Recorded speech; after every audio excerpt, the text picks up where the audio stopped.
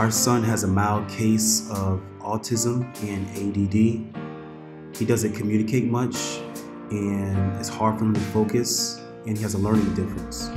Joshua loves being around his family. He loves music, playing video games, swimming, and being outdoors. We knew that it would take a special place for Joshua to excel. Since attending the Rio Paddock School, we have noticed positive improvements.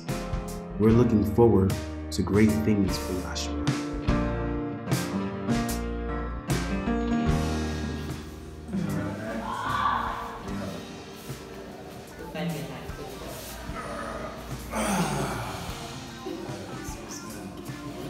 Relax, you good? I'm scared. No, don't be scared. He's not scared. You've got your friends here. It's quite hard.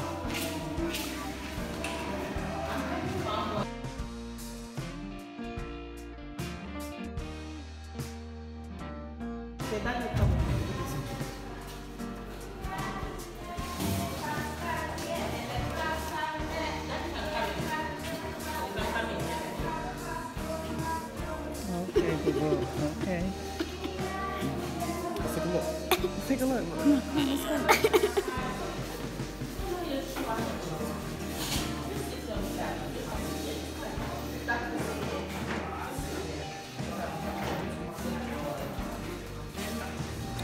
Yeah, my name is Hannah Otu, and I am a parent of a severely autistic boy. I had my boy, he's 16 years now. He was diagnosed autistic at 2.5. So he was born in Britain, so honestly he had early intervention. But I think when he was 9 years old, we came to Ghana, and we saw that they didn't have the facilities that he had in his school in London. So we decided to partner with his school, which is Paddock School in London. It's an outstanding special needs school. So we partnered with them to set up the Rio Paddock School in Ghana. And the Rio Paddock School is supposed to be an exact replica of Paddock School in London.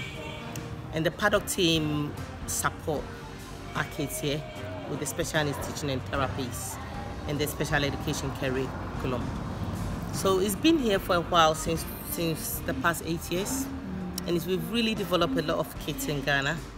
And I'm very happy to be trained as well as a parent, but I had a lot of training in teaching PECs in various special needs therapies. So at the moment, I think I'm happy that Rio Paddock School is one of the best special needs schools in Ghana, if not West Africa. We've been talking with the government a lot, I have to speak the truth. They're trying to do a lot in doing inclusion. I mean, not only looking at autism, they're looking at the broad spectrum of kids with different intellectual disabilities and needs. But if it comes to autism, I think autism is something that is quite new to most of us, although there's been a lot of awareness in the media, which Ghana has done quite a lot. When it's the World Autism Awareness Month, they talk a lot about autism in the media in Ghana. So the awareness is being created, but more still needs to be done, especially in the villages and the outreach with the community workers, to try and sort of explain it for more people to understand, for teachers to be trained, and especially to have more special needs units. Because there's a lot of children who are out of school, definitely, which I believe. So it's a whole lot of work. I know they have started doing something, but it needs to be picked up quickly, because if not, a whole generation of children are going to lose out, which already most kids who started here are now in their teens. See, so obviously by the time they get to the 20s, before everything kicks in, it might be a bit too late. Yeah, so obviously we just ask the government to really do more, please, if they can, and put more funding in, more training of teachers, and then more awareness. So autism, as you know, it's got its own unique needs. They have difficulties in communication, difficulties in social interaction, imagination, and then most of the kids who come in are sensory. they've got a lot of sensory issues. So we do, most of our teachers here have been trained by our UK team. For the past 8 years, every year, we do have 2 specialist teachers from PADO, and sometimes therapists come in to train them on how to use the PECS. The PECS is Picture Exchange Communication System. An example could be that one. Okay. If it's a small handy one.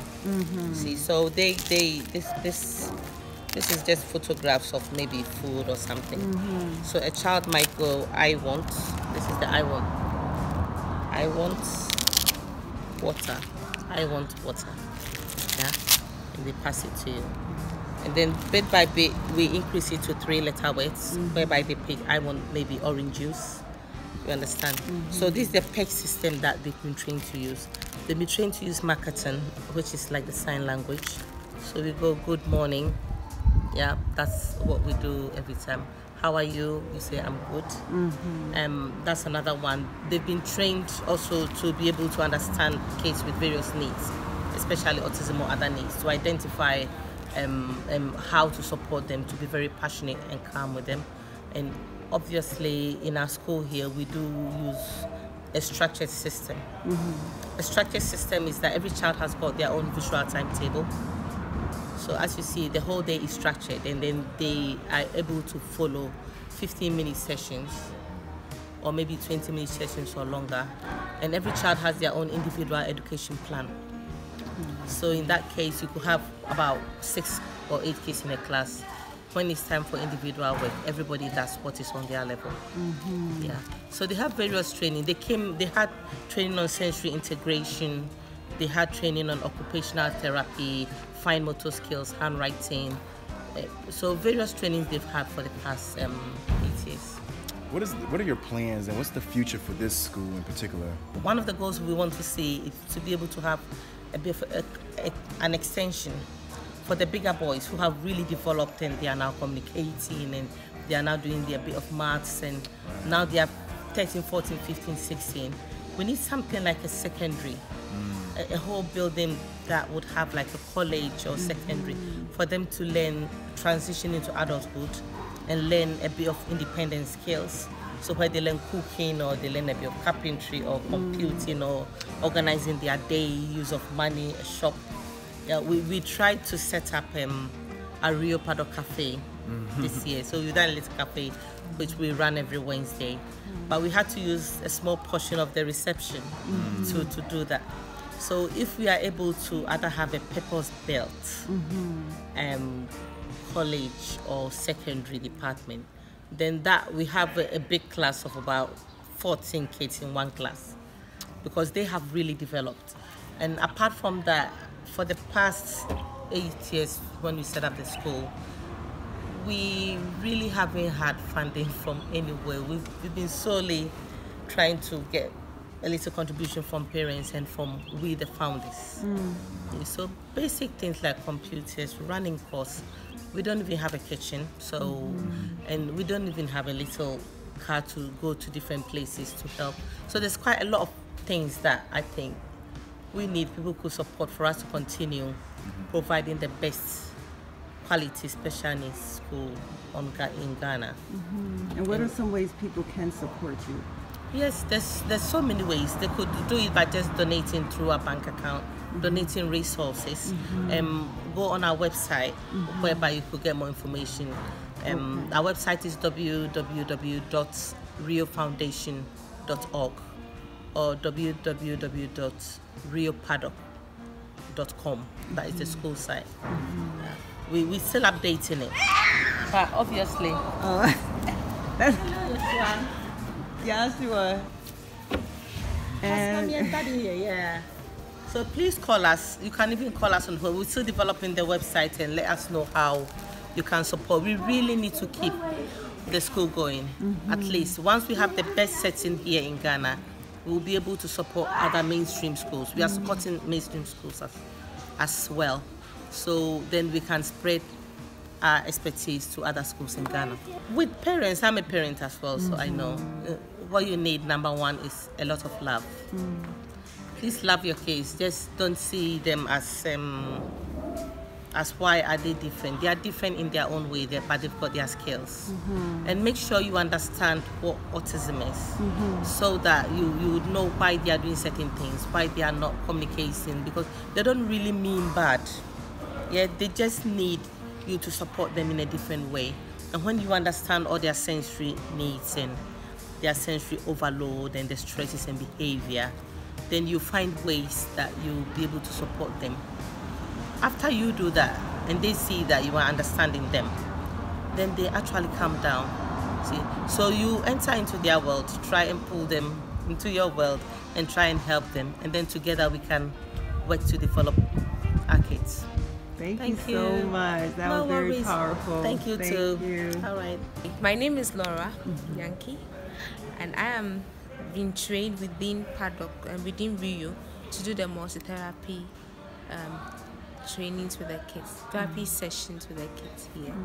And what have you learned working with children with autism? Well, I've learned a lot. I have learned how to emotionally toughen myself, because if you are someone who is not having the patience and the love, you cannot work with such people. Because sometimes you might think, they deliberately do certain things, but I've got to understand that they don't deliberately do things. It's just that they can't communicate what they are going through to you. So even though they do not understand the environment, we have to try to understand them, even though they don't understand us. And how many years have you been working with Paddock School? This year is 5 years. Congratulations. Thank you. Congratulations. And I could definitely see on you myself the patience that you have with the children and the care that you take for the children. So what advice would you give to parents? The advice I would give to them is they should try to understand their kids better, because no one can understand your child better than you, the parent. I always say the best teachers are the parents themselves.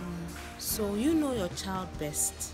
So if we in the school are able to handle your child for his behavior to calm down, or for him to calm down to some extent using a structured environment, then you, the parent, can also do something to help. Yes, there are times when the kids get meltdowns and they're a bit all over the place and you don't know how to handle them. Do not give up on them. Don't say that for this child, he's going to stay as he is, and I'm not going to do anything, I'm not going to invest. The more you invest in special needs kids, the more you see the improvements. They have potentials. Some of them have the potentials to be engineers, architects, and all that. So if we give up on them now, then what are we doing? Okay, my name is Laura Yankee, and I love someone with autism.